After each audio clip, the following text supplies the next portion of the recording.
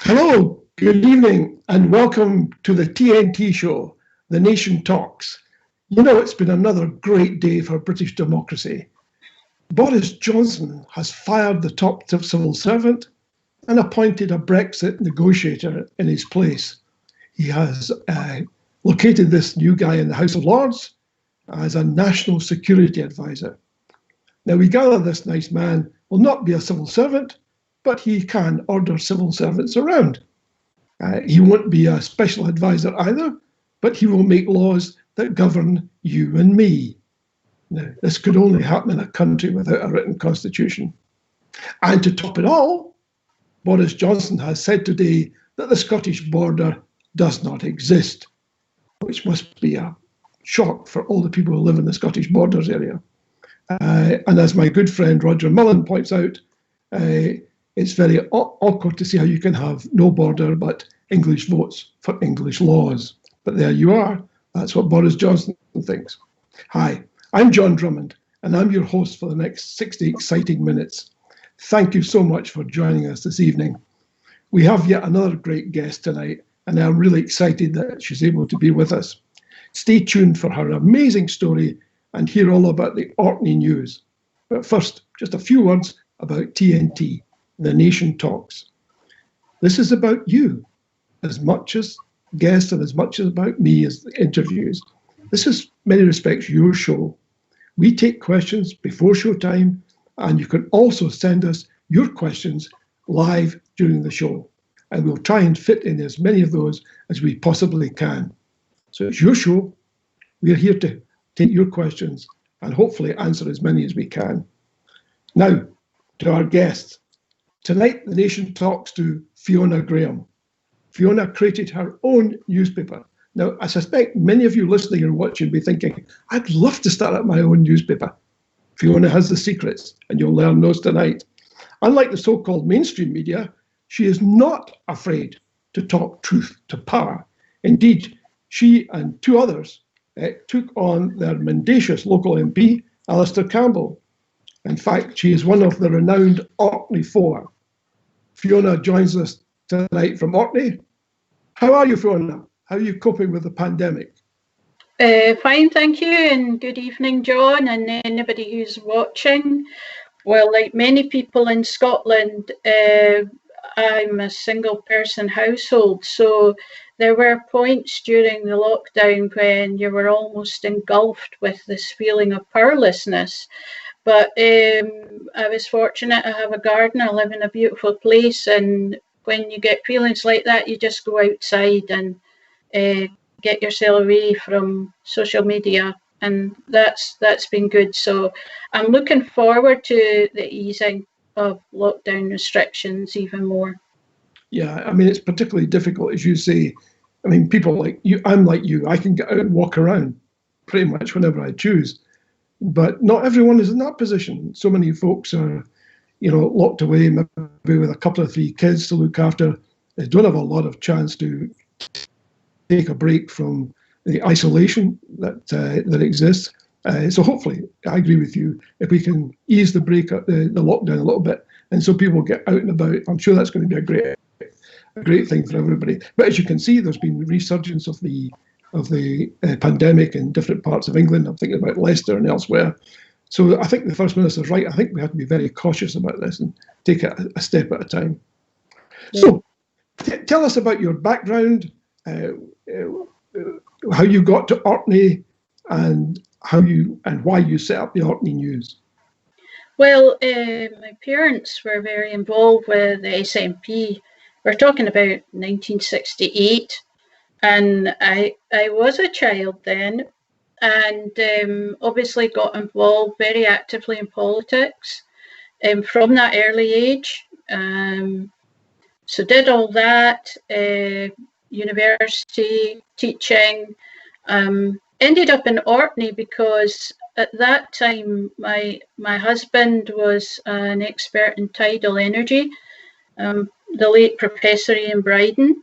And of course, Orkney is now a leader in world renewables. Then it was just starting out on that. So that's how I ended up in Orkney, where I became a teacher here as well, and was a care worker and a guide at a big historic site, and I brought up my family here. So that's why I'm in Orkney, and I've been here for nearly 30 years. And where did you come from originally? Well, I was born in Edinburgh, 10 Clarmiston Drive, probably going to be a plaque on that door one day. A great place to grow up. Clarmiston was fabulous. And grew up there, went to local school and all the rest of it. But like a lot of people, moved around a bit because of employment. So lived in London for a bit, Linlithgow for a bit. So there's still people there I know. And then, of course, up to Orkney. And I've lived in Orkney longer now than anywhere else.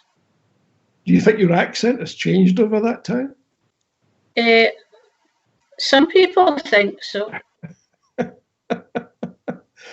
I'm just asking because I lived in London for nearby in Berkshire for 30 years, and I know my accent changed because you got to communicate, you got to relate to folks around about you, and it does make an impact over time. Tell us about the Orkney News, or maybe you prefer to tell us about the Orkney 4, because I'm thinking about, in chronological order, the Orkney 4 happened before the Orkney News, didn't it? Yeah, the Orkney 4 was because of the 2015 general election, when there was an SNP tsunami, and it certainly looked like the SNP were going to do really well. And then Alistair Carmichael, who was the Secretary of State for Scotland at the time, basically was he published a smear about the First Minister of Scotland. He lied about his involvement in that, covered it up and all the rest of it. People know this story. And 4 of us in Orkney took him to court because we thought this is not right, and people shouldn't be lying to you. And of course, we won 2 out of the 3 points. And he was ordered to pay his own costs, so there was a damning judgment of him. But he's returned, he's still an MP, but his reputation is really in tatters because of his behaviour. But the one thing I would say is I've always had great faith in the people of Scotland and the people who contributed to our crowdfund, because we were just 4 ordinary folks. And it was mainly small amounts of money that people contributed. And I am ever grateful to what those people did, because they didn't know us. But they agreed with us that what Alistair had done was very, very wrong, and he should be held accountable for it. And, all of that money mostly went to pay the legal fees. There was a little bit left over, and we made donations to food banks in Orkney and Shetland, because like everywhere else, unfortunately, our islands have food banks, and the use of them has grown incredibly, particularly over this pandemic as well.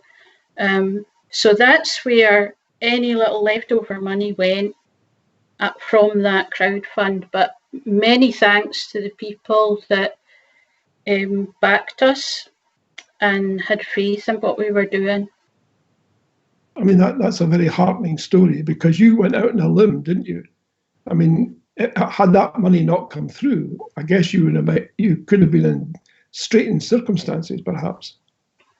It was one of the questions lawyers kept asking, will you have enough money? And I just said, our supporters will back us. I just had great faith, and I still do, in what the people of Scotland will do. I have great faith in them, and I always feel that way.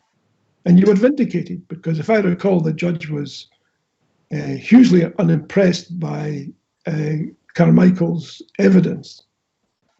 Yeah, I mean, what was difficult at the time was most of the media told his story. Yeah.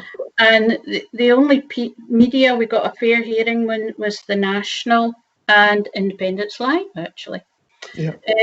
They were the only two that sort of told our story. And unfortunately, we weren't able to get a broadcast done of him doing his evidence. But I think if people had seen that, a lot of veils would have been lifted from even his supporters' eyes. Yeah. Do you think maybe that the present level of, dare I call it, terminological inexactitude that we hear from the present government stems back to his behaviour? It's all a culture of it's not illegal to tell a lie if it is a political lie. So people like Boris Johnson can do it. And it's part of the culture, and the judge went into that in some detail in her notes about the judgment she made, and that there's a huge moral dilemma there, really. Well, it's not a dilemma at all. It's, you know, we are represented by people who tell lies to get into power. Yeah. Yeah, I mean, I can't think there's much doubt about that. And I agree with your point too. It may not be illegal. It may be allowed in law, but it's certainly not allowable in the moral sense. No. Because it's hugely corrosive. If people lie all the time, it does nothing for social cohesion. Yeah, I mean, that's basically what the judge said as well, that it may not be illegal, but it's immoral, you know. Yeah. And the thing is, they take an oath of conduct as well when they become MPs and ministers. But yeah, worthless. Yeah, because codes of conduct are only as good as the arrangements in place to enforce their requirements.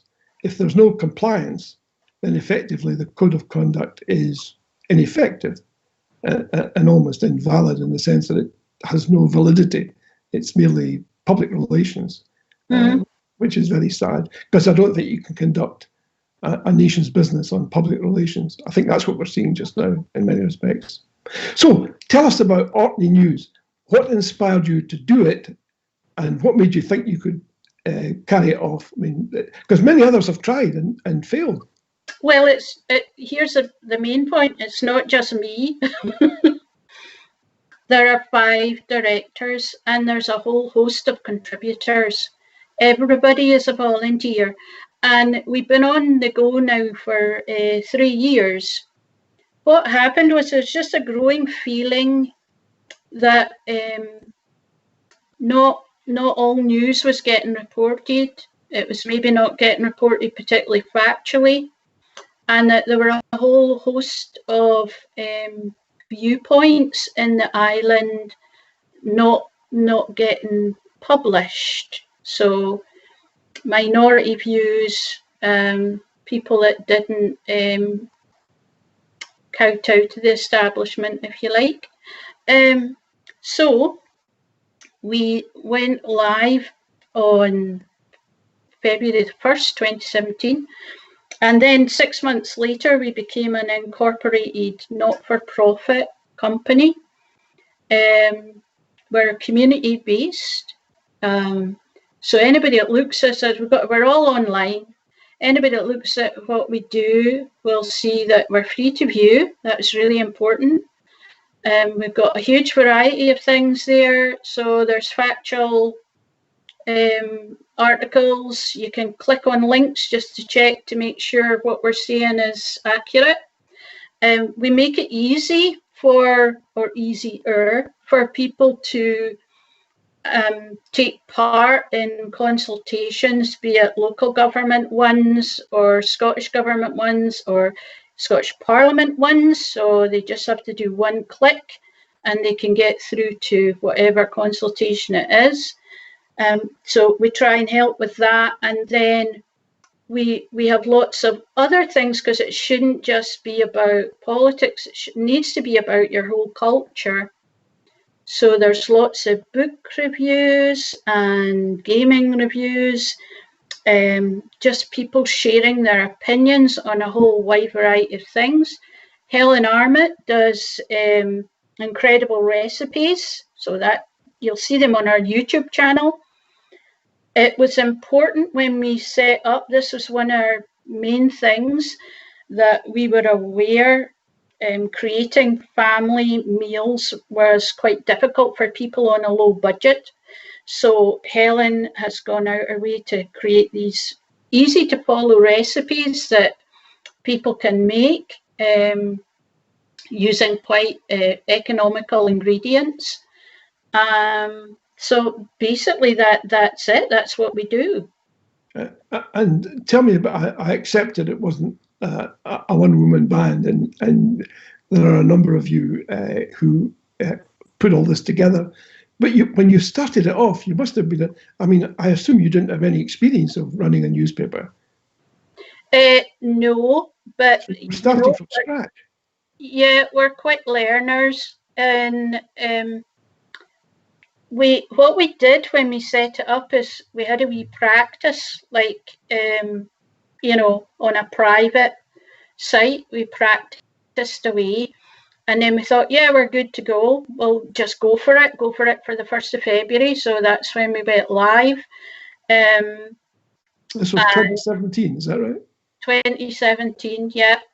And yep, it's grown since then. And Helen and I went to a training session with Bill Shepherd from The Guardian, who's a top photographer there. And he was doing a little course, and it was free, on mobile journalism. And he showed you how to, create film just using a mobile phone.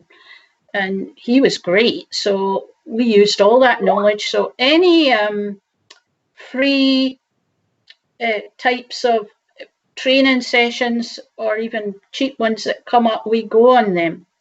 And as I say, we learn, and anybody can do this sort of thing. I mean, if we can do it, anybody can do it, quite honestly. But it does take a lot of work. So you need the team. And would you be willing to help others? If, say, for example, there's somebody watching or listening tonight and thinks, something, I'd love to be able to do that. I don't have the confidence. Would you be willing to sort of take a phone call or two from folks? Yeah, but I was inspired by Independence Live because, their motto, be the media. And we thought, look, we're not happy with the media we've got at the moment. That was happening in Orkney 3 years ago. Let's do what Independence Live will be, the media. So we took our cue from you guys. And the thing is, but yeah, it's dead easy for folk to do, set up a website. But as I say, you need a team. You can't, if you try and do it on your own, it's just too much. And then you're only getting one voice coming through. I mean, that's a good point. But when I look at Orkney News, one of the things that impressed me as a marketing person is you've got advertising. Yeah. You're defraying your costs with advertising. A lot of people who've tried this, I think, often find that a stumbling block. They think, how do I get advertising? Because if I don't get advertising, how do I defray the cost of the exercise? Well, look, funding is a huge issue. We have adverts that are generated by our WordPress site, because we use WordPress, okay? And there's adverts generated by then, but I've limited where they go, because I hate when you're reading something and an advert dances across the screen, right? I hate that. So that doesn't happen with ours. So we'll limit the adverts, but we also get people send adverts to us. And we're careful where we locate those, because what we want to do is convey news or views, right? That's what we're there for. But funding is a big issue. We did get £1,000 from Tesco's, their bags for help. And with that, we were able to buy little bits of mobile equipment. Yeah. My goodness, it's sunny in Orkney. So the thing is also, we keep our costs really, really low. Yeah. Now, you can do that with online. If we were to print stuff out, that would take up a huge amount of time and money, distribution costs, all of that. Now, there are people we won't reach because we're online, but there's also a wider world out there that we do reach. And we have a lot of followers in the United States of America, Canada, Australia, and then depending on an article, we'll get followers from Slovakia or Poland, or EU states. So really, once you're online, you've got not just your local audience, which is our prime focus, the islands of Orkney, but you've got a worldwide audience too. Yeah, people need to get numbers are a great way of reflecting how successful you've been. I know you want to be very modest about this, and I applaud you for it. But the fact of the matter is, you have been successful. I mean, people listen to these numbers, folks. When you started back in 2017, you had 197,000 views, roughly. This year, up to the 28th of June, you've had 337,191. It's grown incredibly since lockdown. When that happened, you can see our figures just surged, because obviously people were going online for news, and maybe they're used to buying a newspaper or whatever, and now they were stuck in the house, so they were going online and they were finding us, because we use hashtags and social media as best we can to increase our readership. Yeah. Well, that's interesting, because I gather you've got over 4,000 followers on Facebook. You've got over 2,000 followers on Twitter and 500 and odd subscribers on YouTube, together with 149 folks who are followers on Instagram. I mean, this is a success. I mean, there's no question about it. You have an offering that people like to read and consume. If somebody wants to be a subscriber, is there information on the Orkney News that enables them to subscribe? Yeah, you just click a button on it. You'll see that, follow or subscribe or whatever. What's important is that we didn't ever try and compete with anyone. We don't try and be big or anything like that. We just do our own thing. So we've sort of carved out our own wee niche. Yeah. And all these people that weren't being catered for, they're if you like, minority opinions, well, they amount up to quite a lot of people. Yeah. So if you take like our audiobook reviews, there's a lot of people who, for whatever reason, cannot access a book to read it physically. Yeah. Right. So we have an audiobook review thing that encourages them to, well, try this book out or whatever. Okay. And these are all like maybe reviews that you wouldn't normally read as well. So we've got stuff in there about Warhammer and that side of things. And same with our gaming articles, retro games and sci-fi and all that. So these are little niches, but they're important niches.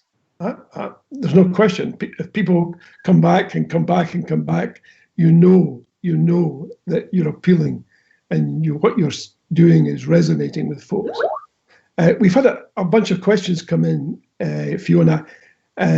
One I think we dealt with in my introductory remarks about no border between Scotland and England, and there's one that I wanted to save for later. But I think we should. Well, let me deal with the second one first. People are saying the Orkney News viewer figures are amazing. Can you give Indy Live Radio some hints about growing its listener base? It's just about having that variety of voices, which I think you're doing more and more now. So because that's what we do. And nobody wants wall-to-wall politics, quite honestly. And in my head, you see, Scotland is an independent nation. And when you think like that, and if you think with confidence about Scotland, you can then reflect its culture. And we have such a diverse and fabulous culture to draw upon. And so go for that. Go for all these different ideas and viewpoints out there. That sounds good advice.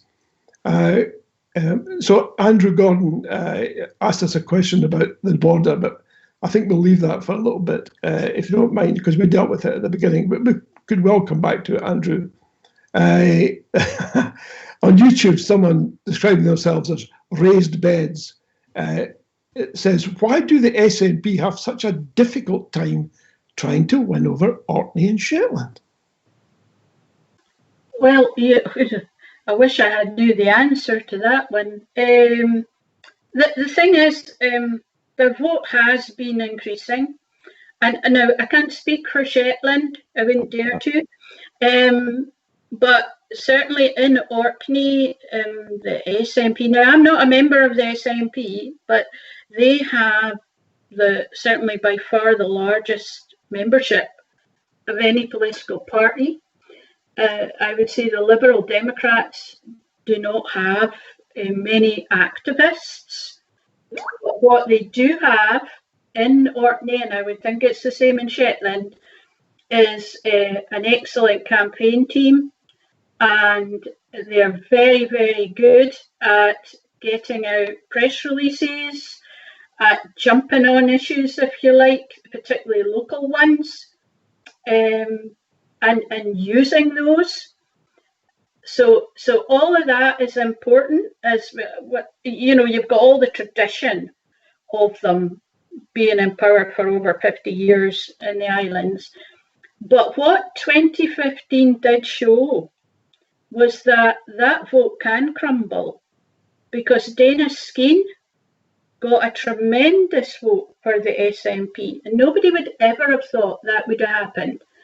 Now, yes, at the next election, it went back, but that's just an indication that Lib Dem vote isn't as solid as people maybe think.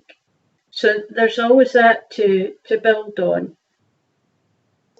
So do you reckon that the Lib Dem vote is sort of traditional? Because you describe a Lib Dem machine that doesn't appear to function terribly well. I mean, if they don't have a lot of activists and they're not knocking on doors, then they must be relying to a large extent upon inertia. A lot of it is tradition.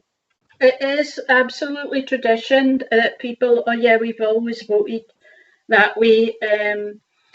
The Lib Dems have been very successful in promoting the idea that the SNP is a centralist party and that everything is centralised in Edinburgh. Now, we have an Islands Act, which means our islands, the 3 island authorities, have actually more power. I mean, it could go much, much further than it does. But certainly that idea of the SNP being centralist and being down in Edinburgh, and yet, you know, they don't seem to have a problem with that when being down in London. So that's a kind of odd thing. That's, I mean, it's not always logical, but that's one of the things that Lib Dems successfully play on. Yeah. Is this idea that the SNP and our Scottish government, as they call them, are, you know, Edinburgh focused, even though the islands actually have done better out the Scottish government since it was controlled by the SNP than when it was ever under that coalition, Labour Lib Dem coalition. You know, we didn't do well out of it at all with them. Now, you said you're not an SNP member, so you're free to say whatever you like here. What could the SNP do that would make an impact on that Lib Dem vote? What if you were to name three things that the SNP could or perhaps ought to do? Well, I'm just going to say that even if I was an SNP member, I would still say what I would say, because that wouldn't have stopped me. It's incredibly difficult because they're up against this tremendous tradition that is here. But obviously, Dana's Skene appealed to people. So I would look at the qualities Dana's Skene had and see, well, what was it about him that people really liked? What was it about that 2015 campaign that people really liked as well? Because Orkney did have the highest no vote in 2014, and yet there it was, thousands of people willing to vote SNP, you know, just the next year. Yeah. So I would look at those two things. If I was a political organiser in Orkney, I would see what was successful about 2015, what was successful about that particular candidate as well, because that does matter, I would say, still in Orkney and Shetland, the candidate. Yeah. So look at those two things. Yeah. Yeah, well, that sounds interesting. Is there any way of as the vote there being analysed? I.e., you know, for example, I've done polling on independence, and we always ask people for their demographics, and therefore we can split the data later. So we can say, for example, people over 55 feel this way, but people under 35 feel perhaps differently. Has anyone ever done that for Orkney? Well, it's quite small numbers, remember, for Orkney. You know, it's a small electorate, but you'd need to get somebody in from the SNP to discuss that from Orkney and Shetland. Okay. I would say that's maybe an idea for another programme. Okay. I would say young people are more likely to swing towards the SNP. Not all of them, however. And I've heard in the past bad talk that incomers like English people would not vote SNP. Well, that's complete nonsense, right? A lot of the people who have come to Orkney to live because they love the place or to make a living here or whatever, they want that to continue. And they see the mess that's happening with Boris Johnson and whatnot. They also voted, remember, very strongly in Orkney to remain in the EU. So now we've got an interesting thing coming up, because today that was the cut-off point for any trade deals. Orkney's a farming community. We produce the finest beef from grass-fed cattle.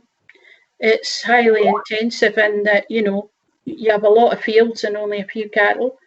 That's the way it works. And it benefited greatly from EU funding. And our shellfish industry, there's another fabulous industry, wonderful shellfish. Now, these are all going to suffer greatly. We're coming out the EU and maybe a potential of a dreadful deal with the States undermining our food standards. So that's something for Orkney folks to think about anyway. Well, it certainly will have a huge impact. I mean, obviously not only in Orkney, it will have a huge impact across Scotland and across the whole of the UK, because in view of the fact that the window is now closed, as you say, as of last night, effectively, we are into a no-deal arrangement, which means that on the 31st of December, I mean, essentially what happens is that the UK falls off a cliff, which will be interesting. We've had a question here from Kevin on Facebook, and he says, how's the tourism industry up north? I mean, leaving aside these trying times, you might want to talk about that. Do you ever get, under normal conditions, a sense of being overwhelmed by the number of people who turn up? Well, tourism's massive in Orkney, and like this year we would have been getting about 144 cruise ships. And you can imagine they come in and there's thousands upon thousands of visitors come off of those, as well as crew. There's whole flotillas of bus companies that tour them about. Yeah. There's people, individuals that have tour companies, taxis, all the rest of it. They go out to mainly the big sites, Scarborough, those kind of places that can cater for them. So they do really well out of them. But also important are the individual tourists. A lot of them come for maybe the archaeology, which is outstanding, or the wildlife, also outstanding. And many of those will go to the other islands, because I'm talking to you here from Kirkwall, which is a mainland, but all the islands of Orkney are spectacular. Now, those people, those tourists, they tend to stay for longer because it costs them so much to get here. Right. They're very, very valuable because those tourists spend a lot of money. The cruise ships, the money comes in via really marine harbours, costs for tying up and all the rest of that sort of thing. But the Kirkwall does well out the big ships coming in. Yeah. It really is a massive, massive industry. And unfortunately, over the years, all funding and all the focus has gone into tourism. And you see, that comes to a head when you get something like a pandemic. Yeah. And we have to close it down. Now, a lot of our businesses, therefore, closed up, but a lot of our local shops are little shops. They kept going and they were doing deliveries to people. The ones on the islands kept going. And they were absolutely terrific. And what would be a terrible shame is when the lockdown sort of eases even more, that people forget about the important role these little businesses and little shops have done, keeping us going. Yeah. They were really outstanding, particularly in the first few weeks of lockdown, when we have a Tesco here, but people couldn't get anything. Like the shelves were stripped bare. Yeah. Now we're quite far at the end of the supply chain, and we're sort of used to 1 or 2 days without supplies if there's bad weather and a boat doesn't get in. Yeah. This was a long time. You would go into these big stores, Tesco, Lidl, and literally nothing on the shelves. Yeah. So what folk have done with all the toilet paper, I don't know. Now everything's replenished again, but the wee shops weren't like that, and they were able to go out and do deliveries to people, like roundabout where I live, which is in Sandwick, which is great because we have an ageing demographic, and therefore there's quite a vulnerable population. Yes. Because that's a demographic that was hit the worst by COVID-19. Now, we only had, unfortunately, it's dreadful, but we only had 2 deaths in Orkney. We have 9 confirmed cases. We were really, really lucky, I think, in that.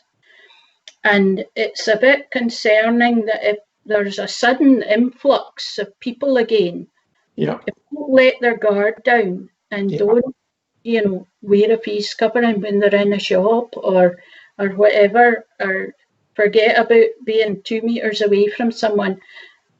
If an infection was to get back into the islands like that, it could spread really rapidly. So that is a big concern. Yeah, I mean, I agree with you. I think it would be hugely unfortunate if local suppliers who've stepped up in a way that so-called larger distributors haven't been able to do. They make these huge stores haven't been able to do quite so well. It'd be unfortunate if those people were then penalised when the large stores get their act together again. The only thought I would make there is that one would expect that Brexit will be a repeat of COVID, but many times worse. Oh. For the simple reason that transportation will become an issue, costs will become an issue, and so therefore people might find that local stores continue to be their best option. Because, I mean, if the supermarket shelves empty again, say around about midwinter, which is quite likely to be the case if there are difficulties with goods coming in from overseas, and I gather that most toilet rolls are produced elsewhere, so we could well see a rerun of the initial stages of the virus. Do you think, I'm not wishing ill on anyone when I say this, but if Alistair Campbell was not a Lib Dem candidate, do you think that would make a big difference to the Lib Dem vote? Well, it's actually Alistair Carmichael, but that was a Freudian slip. I meant Alistair Carmichael, yes.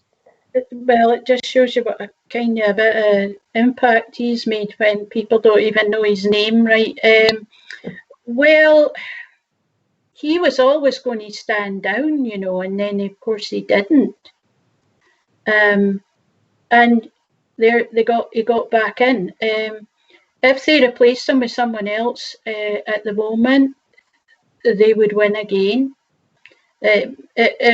Unfortunately, that's the way I see it. But as I say, Dana Skene, tremendous vote. So there is volatility in that Lib Dem vote that they didn't think was possible.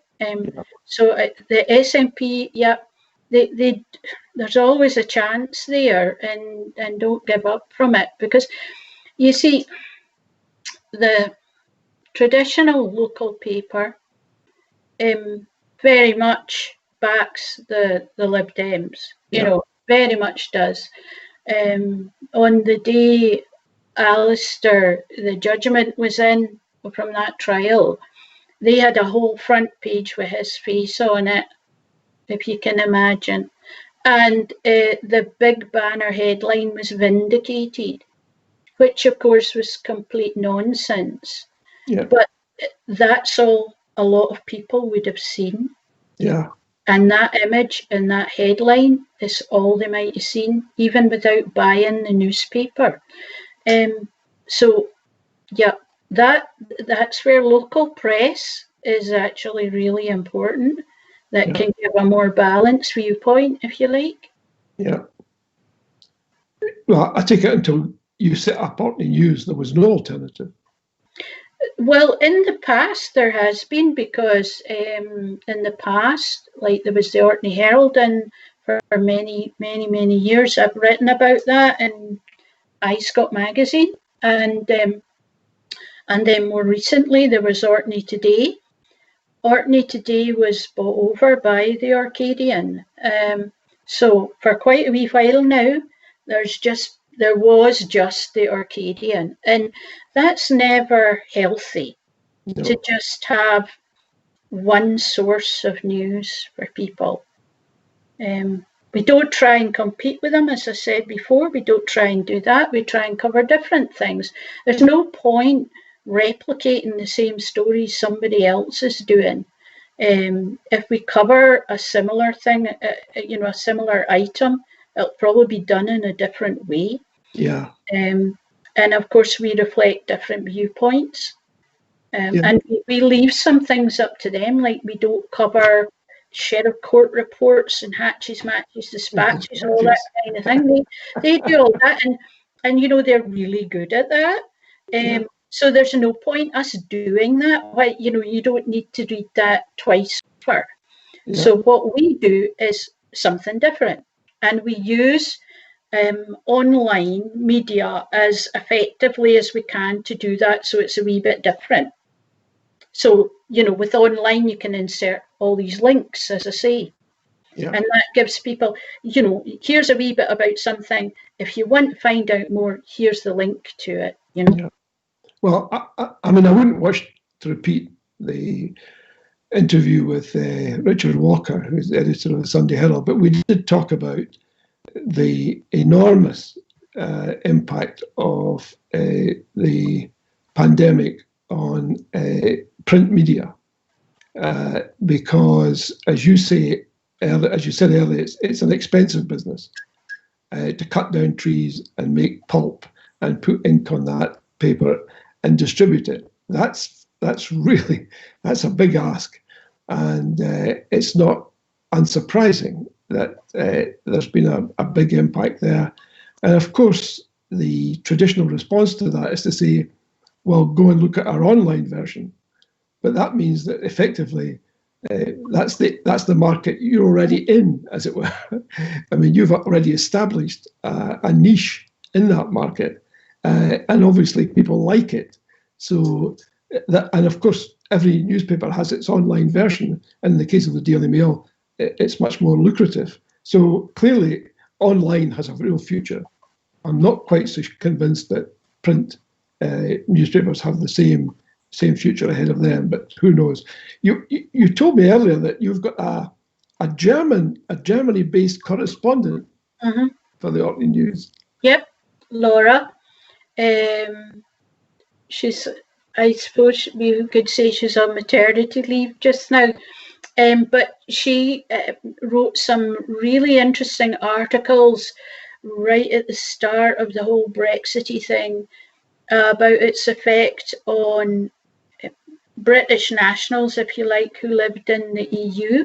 Yeah. But we also have in Orkney Monica, who's a Polish woman who's come to live in Orkney and has settled here, married and has a family, and is now a school teacher, about to start to be one. And she's written for us as well, including a couple of articles in Polish, because Orkney has a significant number of people who live in it who are from Poland.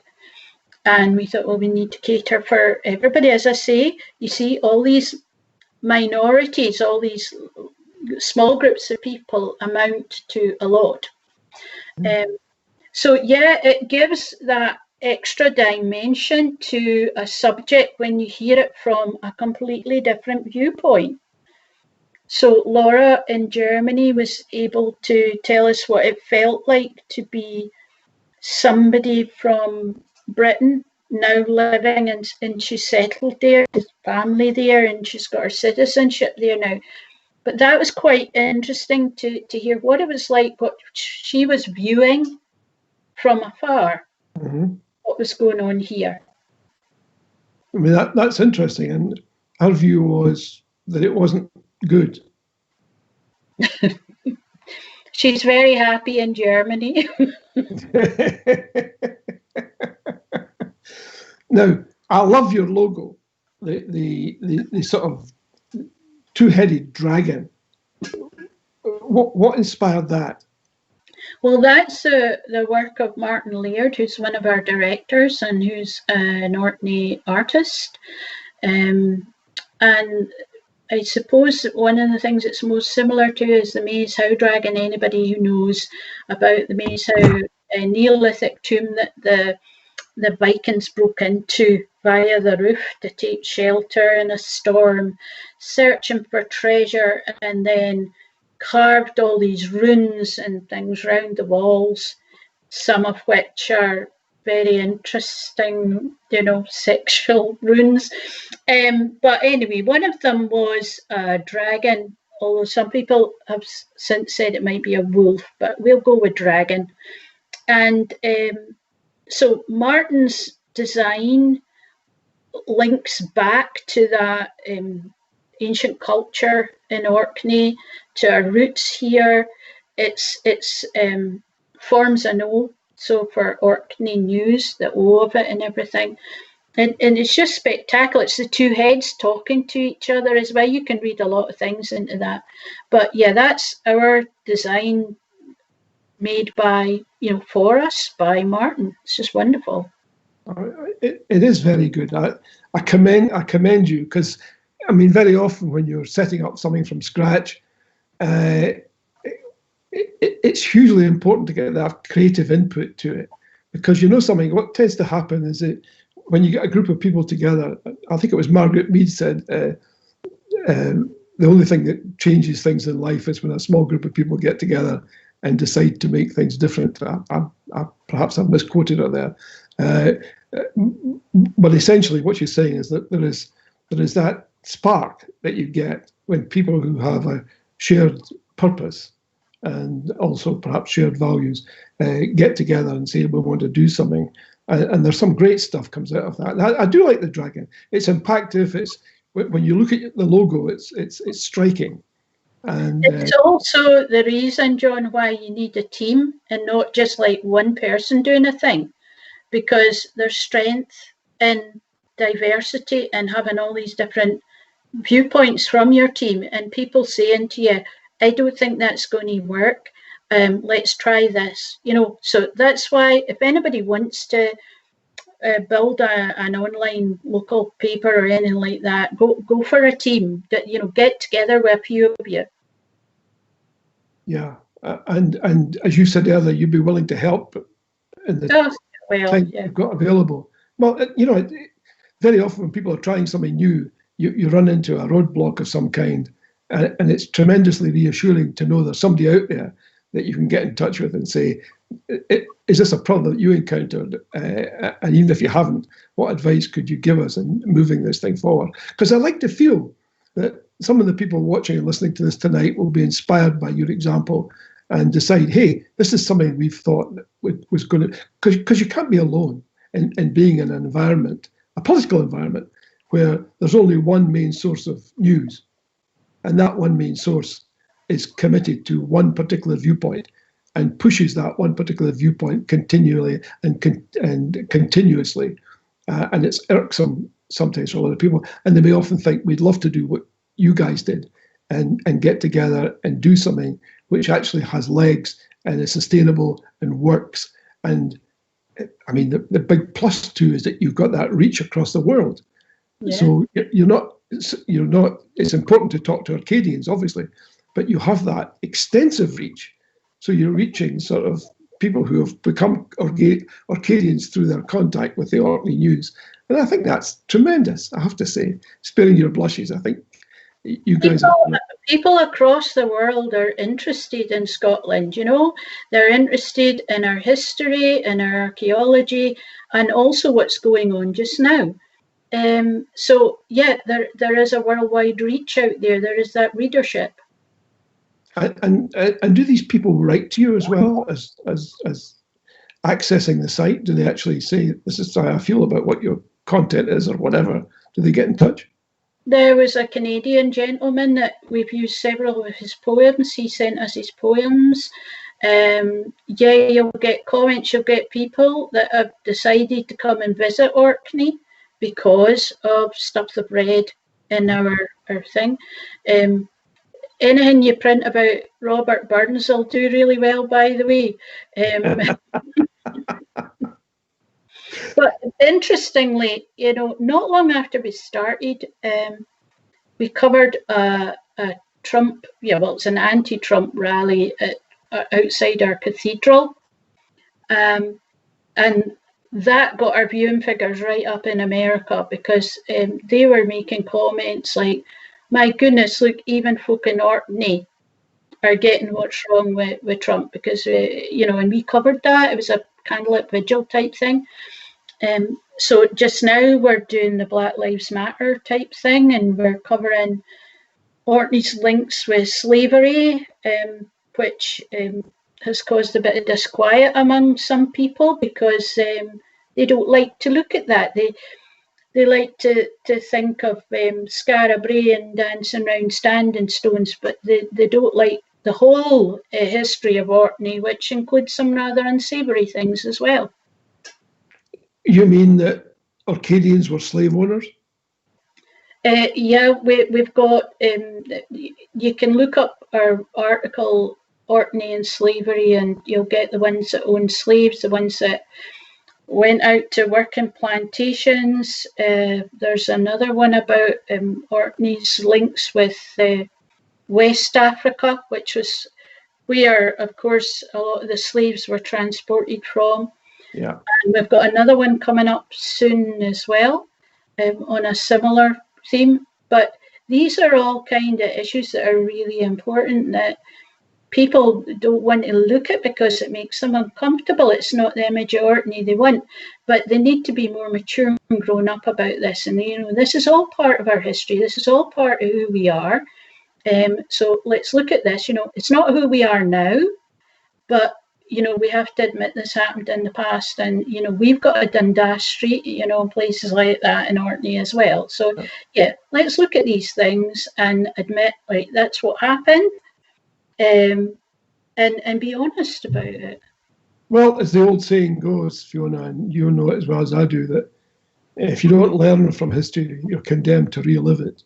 That's right, yeah. And so it is important. It's also important to get it accurate, because a lot of the history that's taught in school, well, certainly I'm speaking personally now, in my case, was deeply flawed, because it contained no information of that kind at all. It was a slavery-free area in many respects, except for a passing reference to Wilberforce, and that there was little information about the enormous sums of money that were paid not to the slaves, but to the owners by way of compensation, which is. I had the good fortune to have a father that, when I was wee, he would take you about Edinburgh and Leith, because he was a Leither, and he would tell you about the streets and why they were so called, named the way they were, and all the rest of it, and the little tales to do with that. And so I knew about all these persons in Edinburgh and the connections from a very early age. And then what I didn't know, I would go to the library and look up, because public libraries, fantastic places for folk to be able to access information. Yeah, I agree, and long may they continue. We're almost at the end of our time, Fiona. Is there any message you'd like to give to the people watching and listening from Orkney? Well, I'd like to thank people for listening in, and you would see we did get some sunshine there, which was lovely. And in better times, I hope you'll be able to visit us and come to understand the islands and love them the way the people here do. That's a terrific way to end.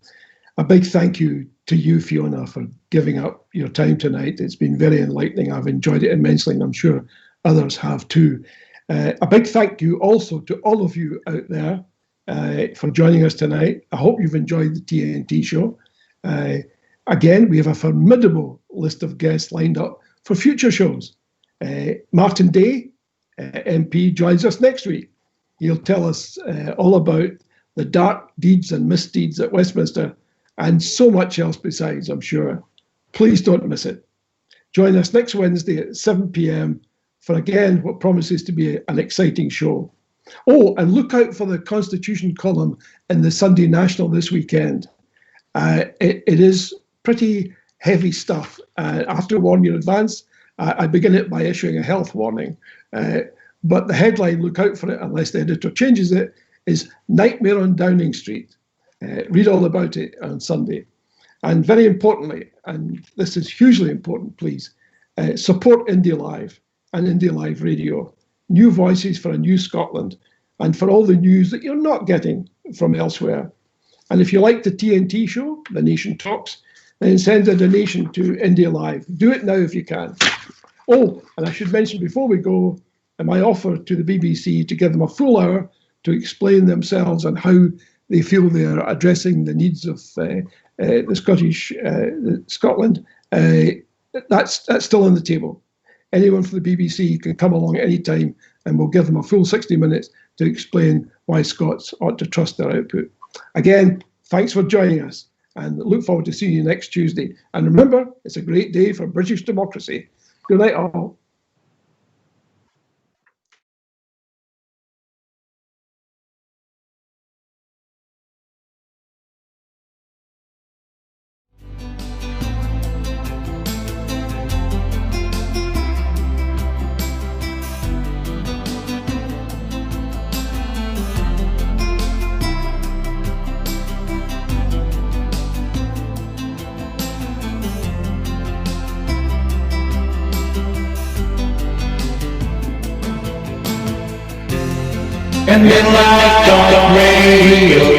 Hi, Dr. Dave here. Join me for the Dr. Dave Show, Wednesday night, 9 o'clock, with repeats early Friday morning and 3 o'clock Saturday afternoon.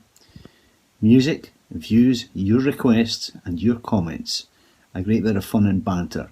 Join me on indylive.radio, a new voice for a new Scotland. Hi, I'm Fiona from Clackmannanshire Women for Independence. Did you know we have a podcast on Indy Live Radio? Goes out at 10 o'clock on a Tuesday morning, repeated at 6 o'clock on a Thursday. Come and join us for some news, views, opinions, the odd poem. It'd be very nice to have you with us. And come and hear the news you're not getting. Here's some new voices for a new Scotland at Indy Live Radio.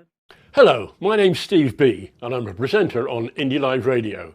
I present Music and Musings every Friday night at 7. The music, that's 70s classic rock, although we will take the occasional side road.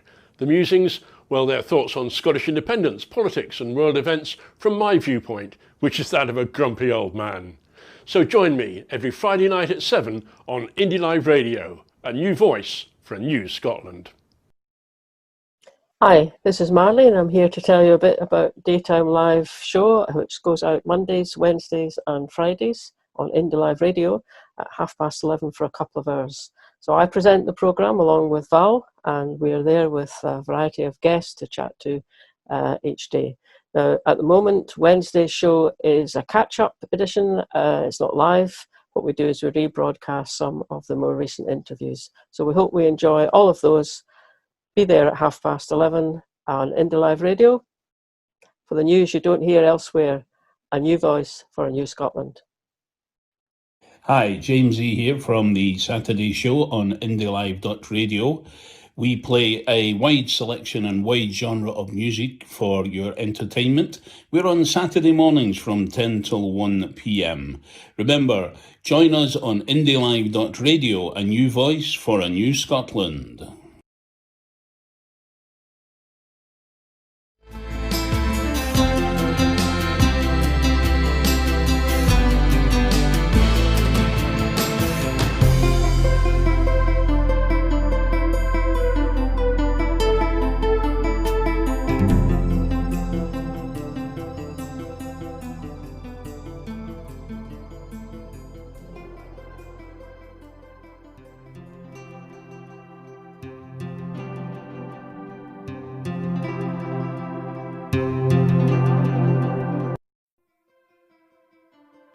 Film, you can watch this again, you can be part of it.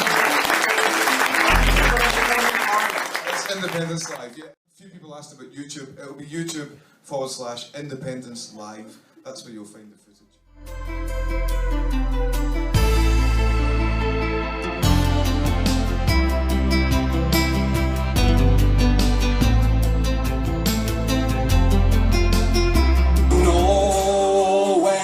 Westminster. No Westminster, come on.